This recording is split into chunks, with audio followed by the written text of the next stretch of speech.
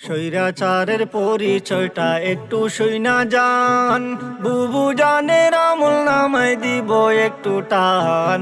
দিল্লির সনাতনী বুবু, বাংলায় মুসলমান বন্ধুরে, গাইবো বুবু জানের গান, বুবু কতটা শয়তান।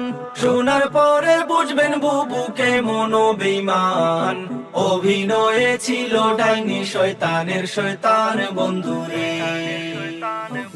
2008 সালে বুবু আইলো ক্ষমতায়, পরের বছর সেনা হত্যা করলো পিলখানায়। ভারত স্বামীর মন রক্ষার্থে সেনা মারলো হায় বন্ধুরে।